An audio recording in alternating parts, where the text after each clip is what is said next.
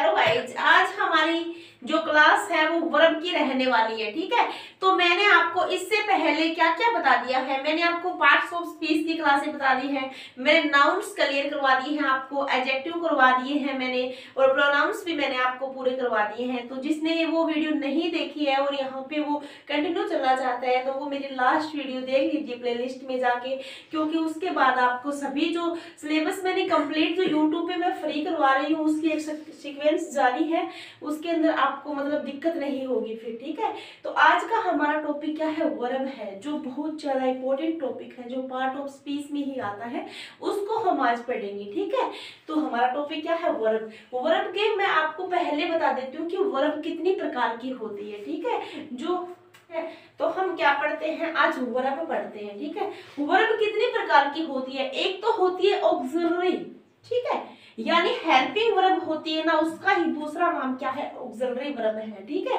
यदि किसी को पता नहीं है तो देख लीजिएगा कि ऑक्सिलरी वर्ब को ही क्या कहते हैं, हेल्पिंग वर्ब कहते हैं। एक क्या होती है, मैन वर्ब। ठीक है, जो आपको पता है कि subject plus helping verb plus man verb, ये हमारी जो सीक्वेंस चलती है सेंटेंस के स्ट्रक्चर के अंदर वो बता रही हूँ मैं। ठीक है, इसके अंदर हमें क्या काम आता है, हेल्पिंग वर्ब भी आती है और मैन वर्ब भी, दोनों ही इंपॉर्टेंट होती है। ठीक है, तो ये जो मैन वर्ब होती है ना, इसको हम क्या कहते हैं, प्रिंसिपल वर्ब भी कहते हैं, ये आपको ध्यान रखना होगा। ठीक है, अब मैं बताती हूँ आपको, जो ये ऑक्सिलरी हेल्पिंग वर्ब होती है इनकी क्या होती है, निश्चित संख्या होती है। कहने का मतलब क्या है, जो ये संख्या में है ना, निश्चित है, यानी ये क्लोज क्लास में आती है। क्लोज क्लास में जो चीज आएगी वो क्या है, निश्चित होगी, मतलब उनको हम माप सकते हैं, उनको हम जान सकते हैं भी ये संख्या में इतनी है। लेकिन ओपन क्लास के अंदर जो चीज आएगी वो क्या होगी, जितने भी ग्रामर के टॉपिक वो क्या है, उनके एग्जाम्पल अनलिमिटेड है, उनको हम नाप नहीं सकते, हम देख सकते हैं। ठीक है, हम बता दें अब आपको कि क्लोज क्लास के अंदर आती है ऑक्सिलरी या हेल्पिंग वर्ब। ठीक है, क्योंकि जो हेल्पिंग वर्ब होती है वो निश्चित होती है, लेकिन जो मैन वर्ब होती है, जो प्रिंसिपल वर्ब होती है, वो अथाह होती है, उनका कोई ज्ञान नहीं, उनकी कोई गिनती नहीं है। ठीक है, तो जैसे हम पढ़ लेते हैं अब क्लोज क्लास के अंदर जो हेल्पिंग वर्ब आती है वो, इनके अंदर भी टू टाइप्स होती है, ऑक्सिलरी वर्ब होती है वो भी टू टाइप्स में आती है। जैसे इनके अंदर एक तो फाइनाइट वर्ब होती है, एक क्या होती है, नॉन फाइनाइट वर्ब होती है। ठीक है, ये ध्यान रखना आपको, जो फाइनाइट वर्ब होती है वो 24 होती है। अब आपको मैं बता देती हूँ कि फाइनाइट क्या होता है, नॉन फाइनाइट क्या होता है, ये भी मैं आपको डिस्क्रिप्शन में बता दूंगी, यहाँ पे एक बार थोड़ा देख लीजिए। और नॉन फाइनाइट होती है वो कितनी होती है, सिर्फ 4 होती है। आपको पता चल गया कि मैंने इनको क्लोज क्लास क्यों बोला है और क्लोज क्लास में ये क्यों आते हैं, क्योंकि ये निश्चित है, फाइनाइट 24 है और नॉन फाइनाइट सिर्फ 4 है। ठीक है, इसीलिए मैंने आपको बताया ये चीज। अब जो फाइनाइट 24 है उसको हम और किन किन नामों से पुकारते हैं वो मैं आपको बता देती हूँ। अब इनको जो फाइनाइट वर्ब है इनको हम क्या कहते हैं, 24 फ्रेंड्स ऑफ नोट, मतलब ये भी इसका एक नाम ही है, 24 फ्रेंड्स ऑफ नोट। कहने का मतलब क्या है, जो हेल्पिंग वर्ब है उनके साथ हम नोट को भी शामिल कर रहे हैं, यहाँ पे उनका फ्रेंड है। ठीक है, और क्या कहते हैं इसको, 24 ऑपरेटर्स भी कहते हैं। ठीक है, और क्या कहते हैं, 24 अनामरस या फाइनाइट, ये सभी इसके क्या है, दूसरे नाम है, आपको ध्यान रखने होंगे। अब हम क्या पढ़ते हैं, नॉन फाइनाइट वर्ब देखते हैं। ठीक है, नॉन फाइनाइट वर्ब के अंदर क्या आती है, एक तो बी आती है, बी हो गया, बीइंग हो गया, बीन हो गया, और हैव में क्या हो जाएगा, हैविंग हो जाएगा। ठीक है, तो ये क्या हो गई, चारों ही नॉन फाइनाइट वर्ब के अंदर आ गई, ये आपको ध्यान रखना है। ये मैंने आपको बता दिया कि इनकी संख्या क्या है, निश्चित है, तो ये निश्चित ही रहेगी, आपको एग्जाम की दृष्टि से इनको ध्यान रखना है कि निश्चित संख्या में आएगी। अब हम क्या पढ़ते हैं, मैन वर्ब या प्रिंसिपल वर्ब पढ़ते हैं, जो ओपन क्लास के अंदर आती है और जिनकी निश्चित कोई संख्या नहीं होती। ठीक है, तो आप जैसे जान सकते हो, जैसे राम भोजन करता है, विद्या विद्यालय जाती है। ठीक है, मतलब ये जाना आना, खाना पीना, नहाना, ये जितनी भी जो मैन वर्ब्स के अंदर हम इनको रखते हैं इनके कोई गिनती नहीं है। ठीक है, इसलिए इनको क्या करते हैं, हम ओपन क्लास के अंदर रखते हैं। जैसे इनकी भी फॉर्म कितनी होती है, इनकी 5 फॉर्म्स होती है। ठीक है, ओपन क्लास में जो आती है मैन वर्ब उनकी 5 फॉर्म्स होती है। एक तो इनकी होती है बेस फॉर्म, ठीक है, जो मूल रूप होता है ना वो होती है, जैसे प्ले हो गया, और एक क्या होता है, प्लेड होता है। तो जो ये प्ले है ना, ये किस में आएगी, बेस फॉर्म फॉर्म में आएगी, ये आपको ध्यान रखना है, ठीक है। यानी वर्ब की जो मूल फॉर्म है ना उसके अंदर आएगी। एक जो प्रेजेंट सिंगुलर जो होती है ना वर्ब, उसकी क्या होती है, जैसे प्लेज होगी, एक प्ले पे बता रही हूँ मैं आपको, जैसे प्लेज हो गई, ठीक है, ऐसे है इस वाले सिस्टम में। और प्लेस भी कब होती है, प्रेजेंट जो हम करते हैं जब सिंगुलर होता है ना तब होती है, ठीक है। और यदि अदरवाइज अगर ये प्लूरल में होगी तो वहां पे सीधा ही प्ले हो जाएगा, वो फिर बेस फॉर्म में चला जाएगा, ठीक है। अब थर्ड में क्या है, पास्ट फॉर्म, तो क्या हो जाएगी, प्लेड हो जाएगी, ठीक है। और अब क्या होता है, पास्ट पार्टिसिपल फॉर्म, इसमें भी क्या होती है, वर्ब की थर्ड फॉर्म होती है तो वो भी क्या हो जाती है, प्लेड ही हो जाती है, ठीक है। अब हम क्या करते हैं, प्रेजेंट पार्टिसिपल फॉर्म, यानी जो प्रेजेंट पार्टिसिपल फॉर्म होती है ना उसके अंदर आईएनजी फॉर्म होती है, तो ये क्या हो जाएगा, प्लेइंग हो जाएगा, ठीक है, ठीक है। अब हम क्या पढ़ते हैं, जो मैंने अभी आपको बताया था कि ऑक्सिलरी जो वर्ब होती है वो टू टाइप्स की होती है, एक तो फाइनाइट हो गया, एक नॉन फाइनाइट हो गया, ठीक है। तो मैंने आपको जो फाइनाइट वर्ब बताई थी, मैंने जो नॉन फाइनाइट वर्ब बताई थी, मैंने सिर्फ फाइनाइट वर्ब के नेम बताए थे कि इसको 24 नोट्स ऑफ ऑक्सिलरीज कहते हैं, ये सभी मैंने क्या बताए थे कि नेम बताए थे, 2-4 उपनाम और भी बताए थे। लेकिन अभी जो मैं आपको बताऊंगी ना वो क्या बताऊंगी, फाइनाइट वर्ब कौन सी होती है वो बताऊंगी, ठीक है। और जो हमने वो पढ़ी थी नॉन फाइनाइट, जिसकी 4 फॉर्म होती है, जिसमें बी आ गया, बीइंग आ गया, बीन आ गया और हैविंग आ गया, वो किसके पढ़ी थी, हम नॉन फाइनाइट की पढ़ी थी। अब हम क्या पढ़ेंगे, फाइनाइट वर्ब पढ़ेंगे, मतलब अब फाइनाइट वर्ब के अंदर कौन कौन सी वर्ब शामिल होती है वो मैं आपको बताऊंगी अब, ठीक है। तो फाइनाइट जो वर्ब है उसके अंदर क्या शामिल होती है, मतलब क्या है कि फाइनाइट वर्ब भी 2 टाइप्स की होती है, उनके भी सब पॉइंट होते हैं, ठीक है। एक क्या होती है, प्राइमरी वर्ब, एक क्या होती है जो मॉडल्स होते हैं ना, हमारे जो इंग्लिश के अंदर हम 30 मॉडल पढ़ते हैं वो भी इसके अंदर ही आते हैं, ठीक है। तो जैसे प्राइमरी वर्ब कौन सी होती है, इसके अंदर आता है इज, एम और आर, आप जानते होंगे इन सबको, ये हेल्पिंग वर्ब जैसे आप बोलते हो वो है, ठीक है। Watch, were, do, Dutch, did, have, has और हैड, ये टोटल कितनी हो गई, ये टोटल हो गई 11, ठीक है। तो ये 11 जो मतलब वर्ब मैंने बताई है ये प्राइमरी वर्ब है और ये फाइनाइट वर्ब है, ठीक है। अब मैं आपको क्या बताती हूँ, जो मॉडल्स होती है वो कितने होती है, 13 होती है, ठीक है। मॉडल्स कौन कौन से होते हैं, can, could, may, might, shall, should, will, would, must, ought to, need, dare और यूज टू, ये सारे कितने हैं, 13 है, ठीक है। इनकी निश्चित संख्या है, मैंने अभी आपको बताया कि ऑक्सिलरी जो वर्ब होती है उनकी निश्चित संख्या होती है और ये क्लोज जो क्लास है उसके अंदर शामिल किए जाते हैं, क्योंकि जैसे हमें पता है कि ये 13 है और ये कितनी है, 11 है, तो ये निश्चित संख्या है, इसलिए इनको हम किस में शामिल करते हैं, क्लोज क्लास में शामिल करते हैं। अब मैं आपको कुछ बता देती हूँ जो मैंने अभी आपको बताई थी, इधर जो मैन वर्ब मैंने आपको बताई थी, मैंने बताया था उसके अंदर की जो वर्ब्स है उनकी 5 टाइप्स होती है, तो वो 5 टाइप कैसे शामिल करते हैं, जैसे जो प्रेजेंट पार्टिसिपल की आईएनजी फॉर्म है, प्रेजेंट की बेस फॉर्म है, एएस वाली फॉर्म है, पास्ट फॉर्म है, वो सभी जो मैंने अभी आपको बताई थी उसका हम क्या पढ़ते हैं, डिस्क्रिप्शन पढ़ते हैं। जैसे ये गो हो गई, ये क्या हो गई, बेस फॉर्म हो गई, ठीक है। ये गोज है, ये कौन सी हो गई, ये एस वाली फॉर्म हो गई, ठीक है। और वेंट में कौन सी आ जाएगी, पास्ट की फॉर्म आ जाएगी। और गोन में कौन सी आ जाएगी, जो पास्ट पार्टिसिपल होता है जिसके अंदर वर्ब की थर्ड फॉर्म आती है वो शामिल करते हैं, ठीक है। और इसके अंदर क्या शामिल करते हैं, जो वर्ब की आईएनजी फॉर्म होती है और जिसको हम प्रेजेंट पार्टिसिपल बोलते हैं वो शामिल करते हैं। तो आपको समझ आ रहा होगा। अब ऐसे ही प्ले की हो जाएगी, प्लेज, प्लेड, प्लेड और प्लेइंग हो जाएगी। कम की क्या, मैंने आपको ये नहीं सोच कर ये लिखा कि आपको ये आती नहीं है, आपको ये आती है, लेकिन मैं ये सोच कर लिख रही हूँ ये ताकि आपको समझ आ जाए कि उसके अंदर फॉर्म में शामिल क्या किया जाता है, उनकी 5 फॉर्म कौन कौन सी होती है, इसलिए मैंने आपको लिखवाया है, ठीक है। तो कम की क्या हो जाएगी, कम्स हो जाएगी, कैम हो जाएगी, कम हो जाएगी और कमिंग हो जाएगी। ऐसे ही कट की कट्स होगी, कट होगी, कट होगी, मतलब इनकी तीनों फॉर्म सेम चलेगी। और क्या हो जाएगी, कटिंग हो जाएगी। हैव की हैज हो जाएगी, हैड हो जाएगी पास्ट फॉर्म, ये भी वर्ब की थर्ड फॉर्म हो जाएगी।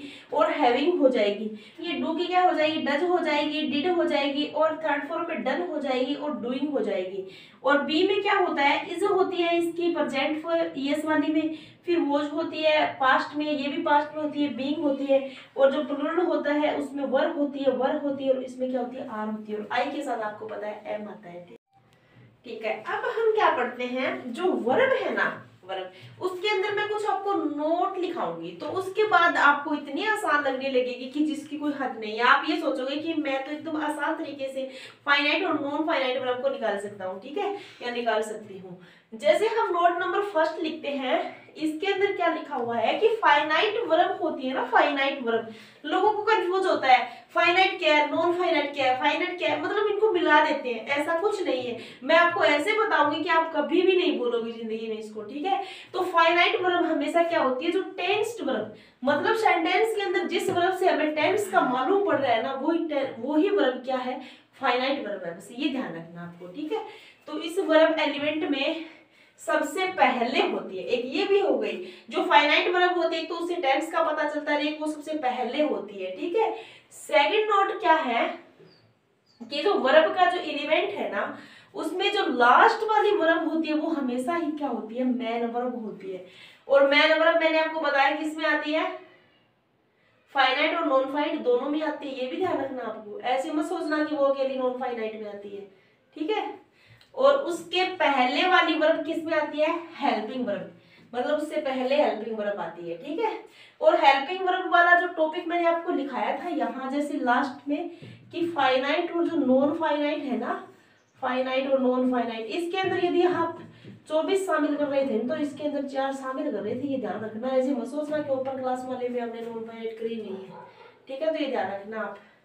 अब क्या है, जैसे सेंटेंस देखते हैं कि Sheela has been sleeping for an hour, ठीक है। तो यहाँ पे हमें क्या पता चल रहा है कि कौन सा टेंस, टेंस किससे निर्धारित कर रहे हैं हम, यहाँ हैज को देखकर क्या निर्धारित कर रहे हैं कि ये टेंस कौन सा है, ये टेंस परफेक्ट में जा रहा है, ठीक है। और ये आईएनजी देख के हमें क्या पता चल रहा है कि ये कंटिन्यू टेंस है, परफेक्ट कंटिन्यू, इतना हम डिसाइड कर चुके हैं, ठीक है। अब हम टाइम का हावर कैसे पता चलेगा, इसके अंदर ये जो हैज है इससे हमें क्या पता चल रहा है कि ये प्रेजेंट की क्या है, सहायक क्रिया या हेल्पिंग वर्ब है। तो हम इससे ये पता लगा सकते हैं कि ये प्रेजेंट परफेक्ट हो गया और साथ में कंटिन्यू की लग रही है तो क्या हो गया, प्रेजेंट परफेक्ट कंटिन्यू टेंस हो गया ये, ठीक है, इतना हमें पता चल गया। अब हमें मेन चीज क्या देखनी है, जो ये हैज है, सबसे पहले हमें हैज से पता चला कि ये परफेक्ट है, तो जिससे हमें टेंस पता चला वो क्या हो गई, फाइनाइट वर्ब हो गई। तो ये हैज क्या हो गई, यहाँ पे फाइनाइट वर्ब हो गई, बस इतना सिंपल सा फंडा है। अब अपन क्या देखते हैं कि जो बीन होता है ना, बीन, ये क्या है, आपको याद है क्या, जो मैंने 2 टाइप्स करवाए थे उसमें नॉन में 4 बताई थी आपको, जिसमें बी था, बीन था, बीइंग था, ठीक है, और क्या था, हैविंग था। आपको शायद वो याद नहीं है तो अब याद कर देख लो, ठीक है। तो ये बीन किस में आ जाएगी, नॉन फाइनाइट में आ जाएगी, ठीक है। अब ये स्लीपिंग है, ये भी किस में आएगी, नॉन फाइनाइट में ही आएगी, ये भी ध्यान रखना आपको, ठीक है। क्योंकि फाइनाइट तो एक ही वर्ब होती है एक सेंटेंस के अंदर, क्योंकि जिससे हमें टेंस का पता चलता है। सेकंड क्या है कि the work will have been finished, ठीक है। तो ये जो the work will have been finished, ये विल से हमें क्या पता चल रहा है, ये कौन सा टेंस है, ये कौन सा टेंस है, विल हैव बीन। यहां से हमें पता चल गया परफेक्ट की है, यहाँ से हमें पता चल गया वर्ब की थर्ड फॉर्म है, यहाँ से हमें पता चल गया वर्ब की थर्ड फॉर्म है, लेकिन ये विल से पता चल रहा है कि ये फ्यूचर की बात हो रही है, ठीक है। तो फ्यूचर परफेक्ट टेंस हो गया ये, ठीक है। फ्यूचर परफेक्ट टेंस में ये जो विल है जो टेंस बता रही है, अब यहाँ पे सिंपल यदि मैं ऐसे कर दूंगी, इसको विल को हटा दूंगी तो हैव बीन आ जाएगा, तो ये अलग टेंस बन जाएगा। लेकिन मैन क्या है कि सबसे पहले हेल्पिंग वर्ब आती है, ये रही, और उसके पहले क्या आती है, हेल्पिंग वर्ब आती है। पहले जो हेल्पिंग वर्ब आती है वही डिसाइड करती है कि कौन सा टेंस है। ऐसे नहीं है आप कह दोगे कि मैम हैव से हमें पता चला है, तो हैव से पता चल रहा है, लेकिन यदि विल नहीं होता तब आप क्या सोचते, हैव से होते आप कुछ भी अनुमान लगा सकते हो, ठीक है। तो ये विल से हमें क्या हो गया, फाइनाइट वर्ब हो गई, ठीक है। ये क्या हो गई, नॉन फाइनाइट हो गई। अब ये भी नॉन फाइनाइट हो गई, ये भी नॉन फाइनाइट हो गई। अब ये आपको इसमें पता चल गया क्या, the work will have been finished. इसके अंदर जो ये विल है ये भी हेल्पिंग वर्ब, ये भी हेल्पिंग वर्ब, ये भी हेल्पिंग वर्ब, लेकिन ये क्या है, मैन वर्ब है। ये तो पता हो गया आपको, जैसे ये तो मतलब हेल्पिंग वर्ब फर्स्ट हो गई, ये हेल्पिंग वर्ब सेकंड हो गई, ये हेल्पिंग वर्ब थर्ड हो गई, और ये क्या हो गई, मैन वर्ब होगी। मैंने बताया था मैन वर्ब हमेशा लास्ट में आती है, ठीक है। और बाकी ये जो एक फाइनाइट है, बाकी ये जो हेल्पिंग वर्ब है ये नॉन फाइनाइट में आई हुई है, ये भी ध्यान रखना आपको, ठीक है। अब हम क्या पढ़ते हैं, 3 नंबर पढ़ते हैं। इसके अंदर क्या है, he is going to school. अब ये he is going to, is से क्या पता चल रहा है, कौन सा टेंस है, इससे पता चल रहा है ये प्रेजेंट कंटिन्यूस टेंस है, ठीक है। तो जिससे हमें इस टेंस का मालूम पड़ रहा है तो वो फाइनाइट वर्ब हो गई, ठीक है। और ये जो गोइंग है वो मैंने बताया था 5 वाला सिंगुलर वहां पे कि गो, गोज, गोन और गोइंग, ठीक है, वेंट। तो उसमें क्या है, ये गोइंग वही शामिल है, ठीक है। प्रेजेंट जो प्रेजेंट पार्टिसिपल होता है उसके अंदर आईएनजी फॉर्म आती है, वहां पे भी ये शामिल किया जाता है, ठीक है। लेकिन यहाँ पे अब ये नॉन फाइनाइट वर्ब हो गई। कहने का मतलब क्या है, इससे टेंस का पता चल रहा है हमें, ये नॉन फाइनाइट वर्ब है, टू स्कूल हो। 4 नंबर में क्या है, he always goes to school. अब ये ही ऑलवेज, ऑलवेज भी बता देती हूँ इसके अंदर क्या है, एडवर्ब है, ठीक है। क्योंकि मैं साथ साथ में सोच रही हूँ कि पार्ट ऑफ स्पीच का आपको पता होना चाहिए। ये सब्जेक्ट हो गया, ठीक है। और ये गोज क्या है, गोज टू स्कूल। अब ये गोज क्या है मुझे ये बताओ, इस गोज से हमें क्या पता चल रहा है। मैंने यही बताया था आपको कि आप ये मत सोचो कि मैन वर्ब है वो टोटली क्या हो गई, नॉन फाइनाइट में आ गई, नहीं नहीं। इस गोज से हमें पता चल रहा है कि ये प्रेजेंट सिंपल टेंस है, ठीक है। तो जिससे हमें टेंस का पता चल रहा है वो फाइनाइट वर्ब है, तो ये भी क्या हो गई, फिर फाइनाइट वर्ब हो गई। बस ये ध्यान रखना आपको, ठीक है। अब क्या है कि he does not always go to school। अब ये डज क्या होगी यहाँ पे, फाइनाइट, क्योंकि हमें इस डज से पता चल रहा है कि ये प्रेजेंट सिंपल टेंस है, ठीक है। और ये ऑलवेज आपको पता है वो क्या हो जाएगा, नॉन फाइनाइट वर्ब हो जाएगी, ठीक है। मैं सोच रही हूँ कि आपको थोड़े से एग्जांपल और बता देती हूँ ताकि आपको पूरा टॉपिक क्लियर हो जाए, फिर आपको कभी देखना ही ना पड़े कि इसके अंदर मैं कंफ्यूज हूँ, ठीक है। आप देखते ही पहचान जाए कि ये फाइनाइट है, ये नॉन फाइनाइट है। जैसे 6 नंबर जो एग्जांपल है वो देखते हैं। इसके अंदर क्या है कि I always go to school. अब क्या है इसके अंदर, I always go to school, इसके अंदर हमें क्या देखना है कि हमें टेंस का पता कहाँ से चल रहा है। पहले हमें फाइनाइट वर्ब ही निकालनी होगी। यदि आपको सेंटेंस मिल जाए तो सबसे पहले आप क्या करोगे, उसमें आप फाइनाइट वर्ब पहले निकालोगे, ठीक है। उसके बाद आप नॉन फाइनाइट देखोगे। ऐसे नहीं है पहले नॉन फाइनाइट निकालने लगे, नहीं, पहले आप ये देखोगे फाइनाइट वर्ब कौन सी है, यानी टेंस किससे निर्धारित हो रहा है। यहाँ पे टेंस का हमें कैसे पता चल रहा है कि I always go to school, तो ये जो गो है इसमें क्या पता चल रहा है, ये बेस फॉर्म लगी हुई है, ठीक है। तो जहाँ पे बेस फॉर्म होती है वो प्रेजेंट सिंपल टेंस की क्या होती है, आइडेंटिफिकेशन होती है। तो यहाँ पे जो ये गो है इससे क्या पता चल रहा है हमें कि ये प्रेजेंट सिंपल टेंस है। तो प्रेजेंट सिंपल टेंस है तो ये क्या हो जाएगी, फाइनाइट वर्ब हो जाएगी, ठीक है। ये ध्यान रखना आपको। और जैसे सेकंड है इसमें कि you ought to respect me. अब ये आपको देखना है कि यहाँ पे फाइनाइट वर्ब कौन सी है। तो जैसे मैंने आपको बताया था कि जो मॉडल्स होते हैं, जो 13 मॉडल्स होते हैं वो टोटल किस में बन जाते हैं, फाइनाइट वर्ब में आते हैं टोटल मॉडल्स, ठीक है। मैंने अभी बताया था आपको। तो ये जो आउट टू है ये क्या है, ये मॉडल ही तो है। जो मॉडल है तो फिर ये किस में आ जाएगा, फाइनाइट में आ जाएगा, ठीक है। और रिस्पेक्ट में हो गया आगे। अब है 8 नंबर में कि I had the food before he came. अब मैं आपको बता देती हूँ, लोग क्या है कंफ्यूज हो जाते हैं कि ये हैड का क्या मतलब है। अब आपको ये टेंस बता सकते हो क्या, कौन सा टेंस है। अब इसमें मैं बता रही हूँ कि ये जो हेड है और ये जो हेड है इसमें दोनों में ही क्या है, डिफरेंट है। द फूड बिफोर ही केम, तो जो ये हेड है और ये हेड है, ये दोनों क्या एक दूसरे से अलग है, ठीक है, डिफरेंट है। तो यहाँ पे हम मैन जो पहले पढ़ते हैं वो क्या है, ये हेड है, इससे हमें क्या पता चल रहा है, कौन सा टेंस है ये पास्ट परफेक्ट टेंस का हमें मालूम चल रहा है, ठीक है। इससे तो पास्ट परफेक्ट टेंस है, तो पास्ट परफेक्ट टेंस जैसे ही पता चला हमें पता चल गया ये फाइनाइट वर्ब है, ठीक है। अब ये वर्ब की थर्ड फॉर्म के रूप में आया हुआ है, यहाँ पे जो हैज हेड होती है ना, उसकी जो सीक्वेंस होती है उसके अंदर हेड है ना, ये वर्ब की थर्ड फॉर्म मानी जाती है, ठीक है। तो ये वर्ब की थर्ड फॉर्म है यहाँ पे, तो ये यहाँ पे क्या हो जाएगी फिर, नॉन फाइनाइट वर्ब हो जाएगी, ये ध्यान रखना आपको, ठीक है। और द फूड बिफोर ही केम हो गया। मेन मुद्दा यहाँ पे कि जो ये हेड और हेड है, इनका दोनों का अलग ही वर्ब जो मतलब समूह है वो अलग है, ये फाइनाइट में आती है, ये नॉन फाइनाइट में आती है, बस ये ध्यान रखना आपको, ठीक है। अब क्या है 9 नंबर में, ही प्लेड फुटबॉल। अब मैं आपको बता देती हूँ कि आपको साफ साफ पता चल गया हो कि हमें टेंस कहाँ से, अब ये नहीं बोल सकते आप कि मैम हेल्पिंग वर्ब नहीं है, यहाँ पे जो मॉडल्स है वो नहीं है। मैंने बताया था आपको कि आपको जो लास्ट में मैंने मैन वर्ब वाली जो इधर वाली लाइन बताई थी उसके अंदर ना फाइनाइट नॉन फाइनाइट पास्ट में होती है, वो फाइनाइट और नॉन फाइनाइट दोनों होती है, ठीक है। तो ये अब क्या है, फाइनाइट वर्ब है, क्योंकि इसी से हमें टेंस का पता चल रहा है कि ये क्या है, पास्ट सिंपल टेंस है या पास्ट इंडेफिनिट टेंस है, ठीक है।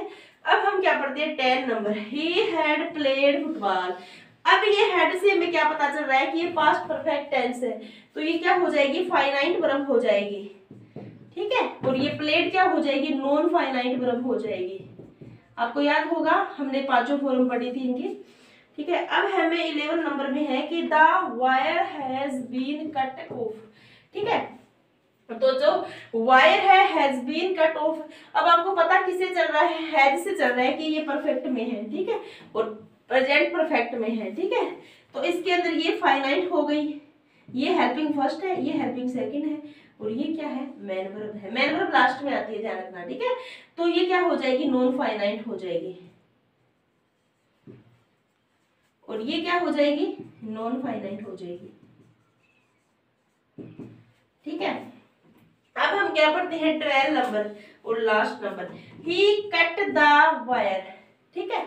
तो ये जो कट है ना, कट, अब मेरे को ये बताओ आप कि ये कट क्या है, यहाँ पे ये प्रेजेंट सिंपल है या पास्ट सिंपल है, ये बताओ। यहाँ पे बहुत से मतलब बच्चों को पता नहीं चलता कि इसके अंदर कौन सा टेंस है। अब आपको बता दें, क्योंकि यदि यहाँ पे प्रेजेंट इंडेफिनिट या प्रेजेंट सिंपल टेंस यदि ये होता तो यहाँ पे कट्स आ जाता, ठीक है। यहाँ पे क्या आ जाता, कट्स आ जाता, तो क्या आता कि ही कट द वायर, तो वायर से भी कटता है, हमेशा ही नहीं कटता, ठीक है, कभी कट गया होगा एक बार। यहाँ पे यदि कट्स यूज करते, यदि यहाँ पे कोई वर्ड्स का यदि यहाँ पे कोई ब्लैक स्पेस दे दे आपको, यहाँ पे बोल दे कि फॉर्म फिल करनी है, तो आप यदि कट्स करोगे तो वो रोंग माना जाएगा, क्योंकि यदि कोई आदमी यदि वायर से कटता है तो एक बार ही कटेगा ना, जिंदगी भर तो नहीं कटेगा।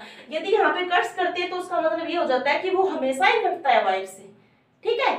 तो अब आपको समझना होगा इसके अंदर कि यहाँ पे पास्ट सिंपल टेंस ही होगा, ये पास्ट सिंपल टेंस ही होगा, ये ध्यान रखना है। और जब पास्ट सिंपल टेंस का पता चल रहा है तो ये फाइनाइट वर्ब है, ठीक है। तो कट्स यहाँ पे रोंग माना जाएगा, ये भी ध्यान रखना आपको, क्योंकि वायर से हमेशा नहीं कटता, कोई एक बार ही कटता है, इसलिए पास्ट फॉर्म यहाँ पे फिल होगी। मैं आपको साथ साथ में टेंस की फॉर्म भी बता दी है, ठीक है, ठीक है। अब मैं आपको कुछ और बताती हूँ इसमें वर्ब में, इसमें क्या है कि निम्नलिखित वर्ब का डबल रोल पाया जाता है। कुछ वर्ब से ऐसी होती है जो हेल्पिंग वर्ब में भी होती है और मैन वर्ब में होती है, कहने का मतलब जो नॉन फाइनाइट भी होती है और फाइनाइट भी वर्ब होती है, उनका दोनों ही रोल होता है, वो वर्बें हम देखते हैं यहाँ पे। और ये हेल्पिंग वर्ब और मैन वर्ब दोनों में पाई जाती है। जैसे क्या हो गया, इज हो गया, ठीक है, इज क्या है यहाँ पे, फाइनाइट वर्ब है, ठीक है। और एम भी क्या है, फाइनाइट वर्ब है। आर भी क्या है, फाइनाइट वर्ब है। और वोज भी क्या है, फाइनाइट वर्ब है। और वर्ब भी क्या है, फाइनाइट वर्ब है। 1 2 3 4 और 5, ये 5 वर्ब क्या है, फाइनाइट वर्ब है। इनको देखते हैं हम क्या बता देते हैं, ये फाइनाइट वर्ब है, ठीक है, क्योंकि ये हमेशा किस में आती है, हेल्पिंग वर्ब में आती है। यदि मैन वर्ब में आती है तो भी वहां पे ये फाइनाइट वर्ब के रूप में आती है, ठीक है। अब हम क्या देखते हैं, जैसे बी हो गया, बी हो गया और बी हो गया, ये बी भी क्या है, नॉन फाइनाइट वर्ब। आप अपनी नोटबुक में इनको नोट डाउन करते रहो, ठीक है, ताकि आपको ये फॉरगेट ना हो चीजें। ये क्या हो जाएगी नॉन फाइनाइट, ये भी क्या हो जाएगी नॉन फाइनाइट वर्ब, ठीक है। और ये हैव है, ये हैव क्या है, हैव, हैज और हैड, ये क्या है फाइनाइट वर्ब है, ये ध्यान रखना आपको, ये भी क्या है फाइनाइट वर्ब है, क्योंकि ये टेंस डिसाइड करती है, ठीक है। ये भी क्या है फाइनाइट वर्ब है, लेकिन जो हैविंग है वो कोई भी टेंस डिसाइड नहीं करती, और जो टेंस डिसाइड नहीं करती वो नॉन फाइनाइट में आती है। अब आपको पता चल गया ना, ये नॉन फाइनाइट है, ये तीनों नॉन फाइनाइट है, ठीक है। अब कितनी हो गई फाइनाइट वर्ब, 1 2 3 4 5 6 7 8, ठीक है। और जो नॉन फाइनाइट है उसमें कौन कौन सी है, 1 2 3 और क्या होगी 4, ये ध्यान रखना आपको। अब ये डू है, डज है और डिड है, ये भी क्या है फाइनाइट वर्ब है, ये भी क्या है फाइनाइट वर्ब है, ठीक है। तो 8 9 10 और 11, मैंने आपको बताया था 11 ये, ठीक है। अब क्या है जो नीड है और ये डेयर है, ये मॉडल वाले हैं, ये भी क्या है, ये भी क्या है फाइनाइट वर्ब है। अब मैं ये आपको क्यों बता रही हूँ, ये मैं इसलिए बता रही हूँ कि जो ये फाइनाइट वर्ब है ये नॉन फाइनाइट वर्ब के रूप में भी मिलती है हमें, इसलिए मैं आपको ये बता रही हूँ, ठीक है। इनका दो मतलब हेल्पिंग और मैन वर्ब दोनों में ही रोल मॉडल होता है इनका, जब मैंने आपको ये बताई है। अब जैसे क्या है, एक एग्जांपल देख लेते हैं हमें, हरीश इज प्लेइंग चेस, तो ये इज क्या है यहाँ पे, ये फाइनाइट वर्ब हो गया, और प्लेइंग क्या हो गया नॉन फाइनाइट वर्ब हो गया, ठीक है। ऐसे ही सेकंड में है कि Ravi is a chess player, ठीक है।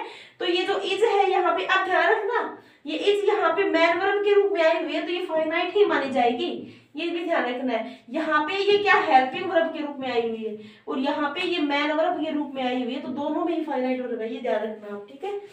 और आई एम राइटिंग समथिंग की मैं कुछ लिख रहा हूँ, तो आई एम है ना, ये एम क्या है यहाँ पे फाइनाइट वर्ब है, और ये नॉन फाइनाइट वर्ब है, ये आप ध्यान रखना सभी की, ठीक है। ये मत सोचना कि यहाँ पे ये जैसे कोई वर्ब आ गई, जैसे हेड वर्ब आ गई, तो आप ये सोच लो कि नहीं नहीं ये तो फाइनाइट में ही आएगी, नहीं नहीं ये कभी कभी नॉन फाइनाइट में भी, ठीक है। तो मैंने अभी आपको बताया कि मतलब ये जो वर्ब होती है ये मैन वर्ब में भी आती है और क्या होती है हेल्पिंग वर्ब में भी आती है, ठीक है।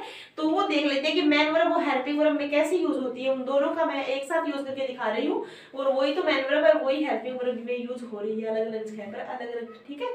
तो आप देख लीजिए, जैसे हम 6 नंबर में पढ़ते हैं, जैसे कि they are helped by us, ठीक है। ऐसा ही सेम ये कि दे आर गुड स्टूडेंट्स। अब आपको इनका डिफरेंट बताऊंगी मैं दोनों का, ठीक है। तो ये जो दे आर यहाँ पे क्या है हेल्पिंग वर्ब है, ठीक है। ये हेल्प क्या है मैन वर्ब है, ये ध्यान रखना आपको, ठीक है। और यहाँ पे ये आर क्या है मैन वर्ब के रूप में यूज हुआ है, बस ये मैन है आपको, ठीक है। फाइनाइट और नॉन फाइनाइट की आपको पहचान हो गई है। अब मैं ये बताऊंगी आपको कि जी हेल्पिंग वर्ब कौन सी है, मैन वर्ब कौन सी है, और सेम यूज कैसे हो रहा है, ठीक है। जैसे अब ये हेल्पिंग वर्ब आपको पता चल गया, ये फाइनाइट हो गई और ये नॉन फाइनाइट हो गई, ठीक है। और यहाँ पे ये क्या हो गई नॉन फाइनाइट हो गई, ठीक है, क्योंकि इससे हमें टेंस का पता चल रहा है। अब ये मत बोलना कि मैम कि हमें जो हेल्पिंग वर्ब होती है उससे ही होता है सब कुछ, उससे नहीं होता, इससे ये पता चल रहा है, तो ये क्या है फाइनाइट वर्ब हो गई। अब this can be done, this can be done, तो ये क्या है यहाँ पे मॉडल्स के रूप में यूज हुआ, यानी हेल्पिंग वर्ब का ही पार्ट हो गया ना एच बी, ठीक है। ये क्या हो गई बी एम बी, ठीक है। ऐसे ये है एच बी, और ये क्या कि जो ये डन है यहाँ पे ये डन है, ये भी क्या है मैन वर्ब में ही आएगा, सॉरी ये मैन वर्ब में नहीं होगा, यहाँ पे बी, ये बी भी है ना किसके अंदर आता है हेल्पिंग वर्ब में ही आता है, लेकिन ये एच बी टू आ जाएगी यहाँ पे, ये एच बी फर्स्ट आ जाएगी, ठीक है। और ये ट्रू क्या हो जाएगा एडजेक्टिव हो जाएगा, ये आपको ध्यान रखना है, ठीक है। This can be true. अब हम क्या पढ़ते हैं 6 नंबर में कि Parul has been sleeping for an hour, तो ये जो पारुल है ये हैज है यहाँ पे, ये हैज यहाँ पे क्या है एच वी फर्स्ट है, ठीक है।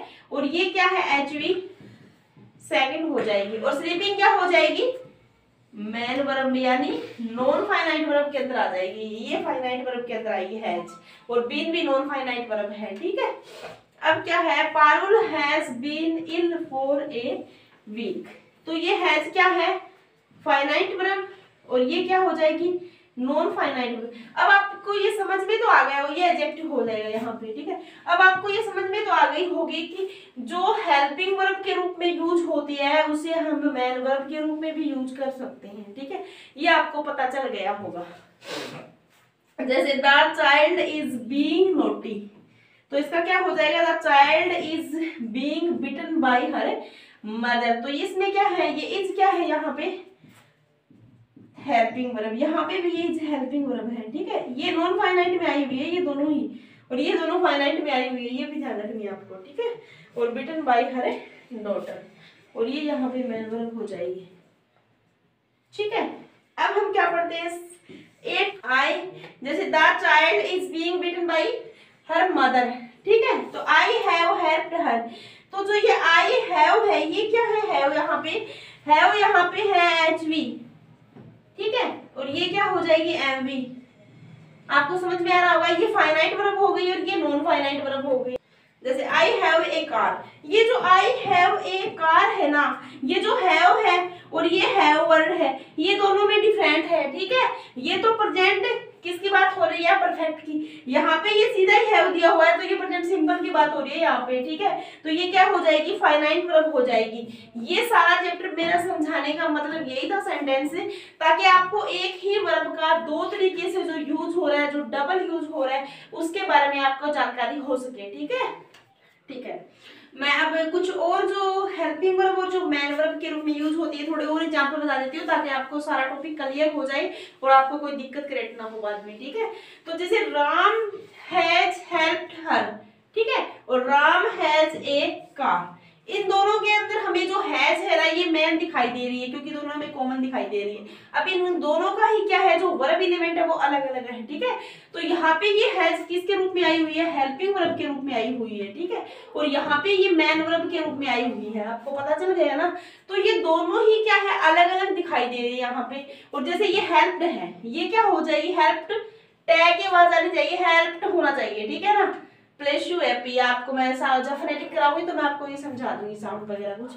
तो ये क्या हो जाएगी, मैन वर्ब हो जाएगी यहाँ पे अब, और हर हो जाएगा। ये यहाँ पे क्या हो जाएगी, ये यहाँ पे हेल्पिंग वर्ब, ये यहाँ पे मैन वर्ब। आप क्या समझ गए होंगे। अब हम सेकंड क्या पढ़ते हैं, Ram had helped her, Ram had a car.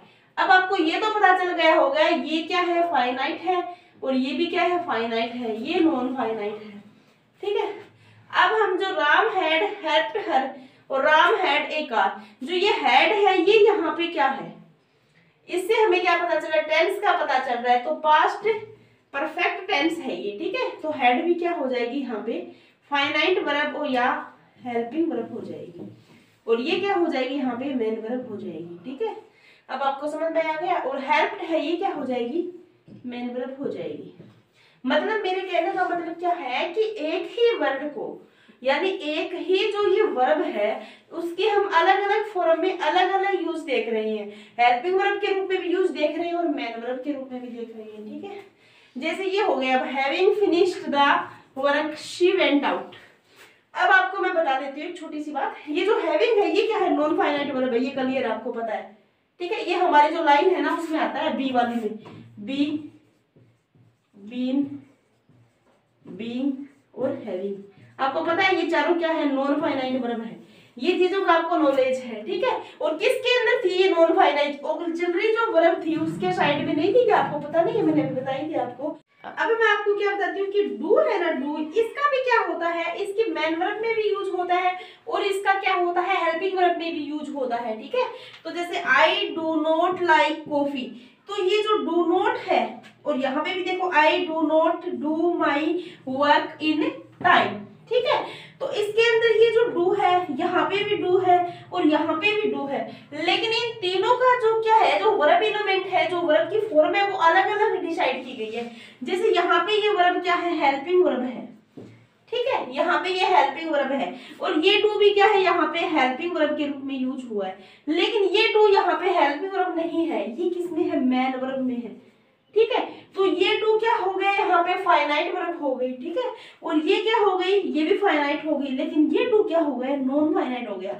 अब ये जो डू के मैं और एग्जांपल अभी बताऊंगी आपको, ठीक है, ठीक है।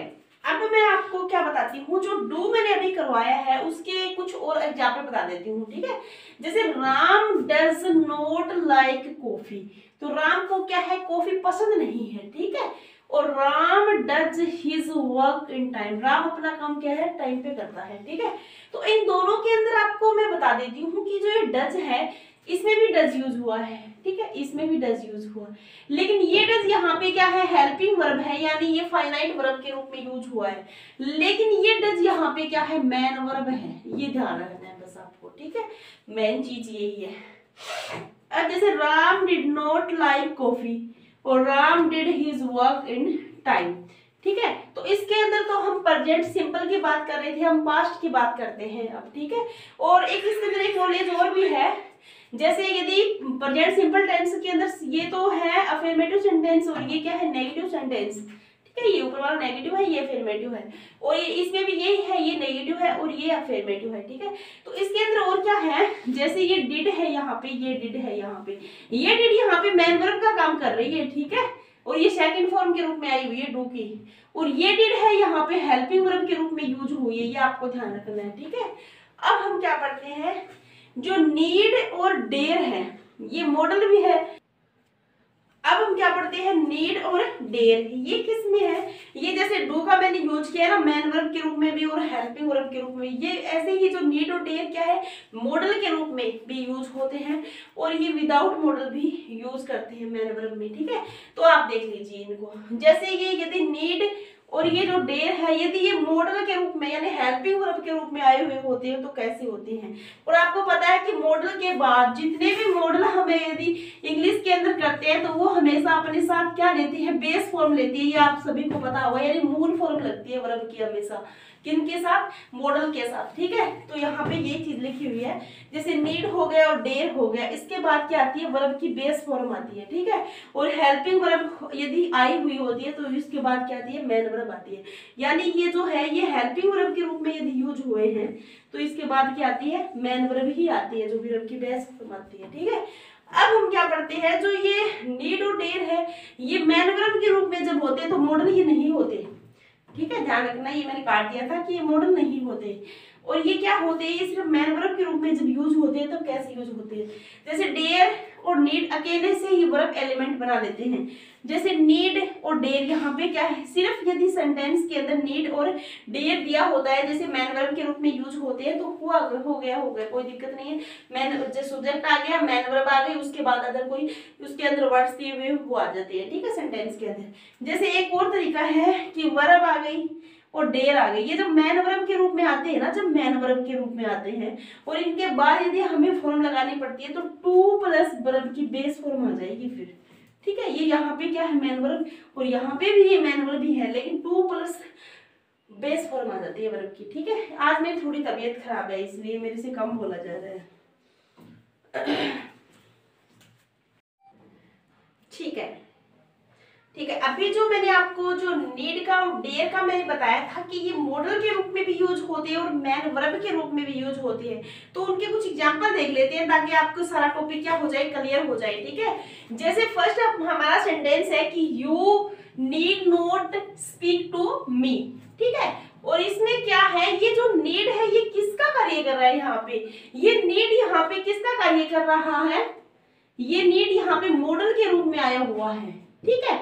क्योंकि ये नीड यहाँ पे जब मॉडल है तो ये स्पीक यहाँ पे जो बेस फॉर्म है, ये वर्ब की क्या है, बेस फॉर्म है, और ये क्या हो जाएगी फिर मैन वर्ब हो जाएगी, ये आपको ध्यान रखना है। और ये जो मॉडल है तो ये क्या हो जाएगी, फाइनाइट वर्ब हो जाएगी, ये भी ध्यान रखनी है आपको, ठीक है।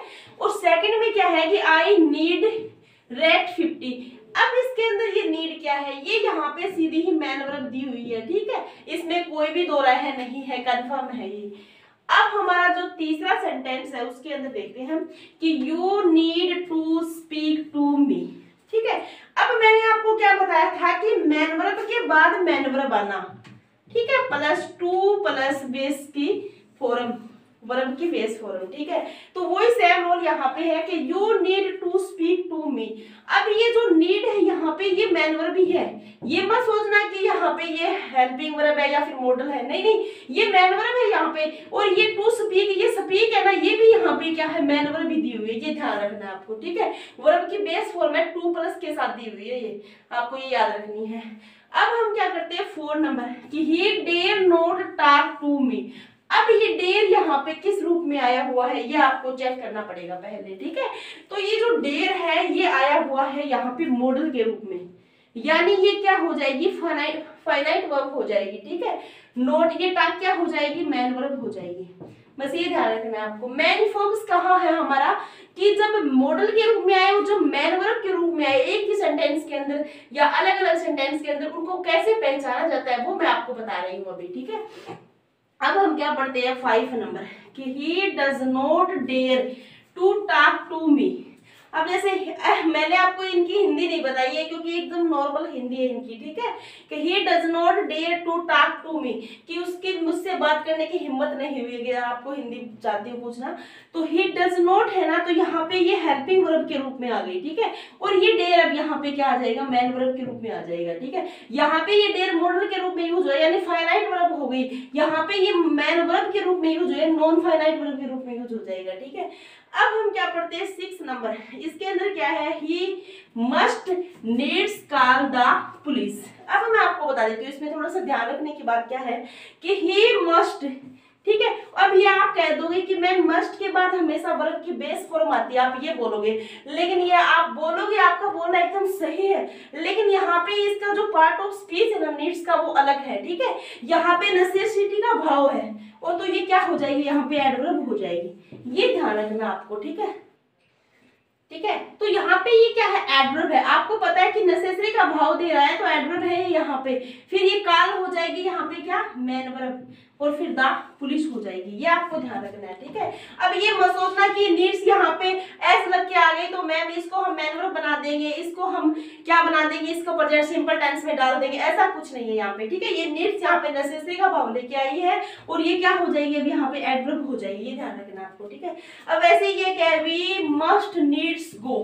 अब सेम इसी के अंदर भी यही है, मस्ट आ गया। अब मॉडल के बाद तो क्या आता है, बेस आती है, लेकिन यहाँ पे नीड्स है, ये भी क्या है, एडवर्ब ही है, ये ध्यान रखना आपको। मैं बस बता रही हूँ आपको क्योंकि वेरी वेरी इंपॉर्टेंट है ये लाइन, ये दोनों ही सेंटेंस इंपॉर्टेंट है, एग्जाम के अंदर पूछे जाते हैं, ठीक है। और गो आपको पता है फिर मैन वर्ब हो जाएगी।